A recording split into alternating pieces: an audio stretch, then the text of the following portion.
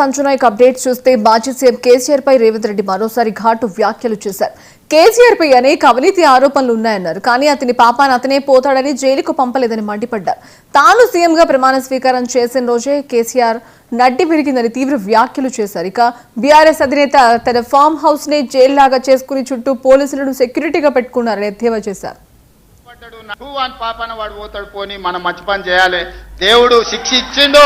నేను ప్రమాణ స్వీకారం చేసినాడే కూలబడ్డాడు, నడువిరిగింది. ఇంతకంటే పెద్ద శిక్ష నేను జైలు వేసినా అయ్యేదేం లేదు. ఆయననే ఫామ్ హౌస్ ఒక బందీఖానగా మార్చుకొని చుట్టూతో నా పోలీసులే ఉన్నారు, లోపల ఆయన ఉన్నాడు. చెర్లపల్లికి పంపించినా చెంచల్గూడకు పంపించినా గదే అవుతుంది కదా. ఇక తిండి బరువు నాకు ఎక్కువ అవుతుంది. అదొకటి లోపల చెర్లపల్లి చెంచల్గూడ పెడితే ఆయన తిండే తినికి మళ్ళీ ఆయన ఏదైనా కావాలంటే అది చేస్తే సర్కార్కి ఎక్కువ ఖర్చు అవుతుంది. తిండి ఆయన సంపాదించేది ఇన్నా ఫామ్ హౌస్లే ఒక బందీఖానగా పెట్టుకొని చుట్టూతో మన పోలీసులే పహారా కాస్తున్నారు. ఇక ఆయన చేసిన పాపాలకు ఆయననే పోతాడని ఊరుకున్నా. నేను ప్రమాణ స్వీకారం చేయడానికి పోయిన రోజే మంచం మీద నుంచి బోర్ల పడి మక్కెలు ఇరిగి మూలకు పడ్డాడు.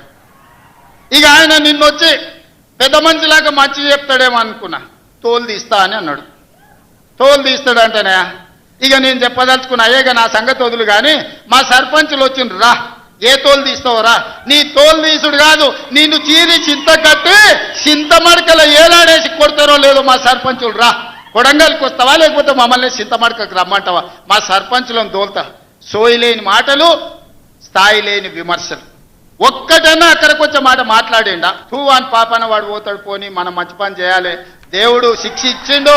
నేను ప్రమాణ స్వీకారం చేసినాడే కూలబడ్డాడు, నడువిరిగింది. ఇంతకంటే పెద్ద శిక్ష నేను జైలు వేసినా అయ్యేదేం లేదు.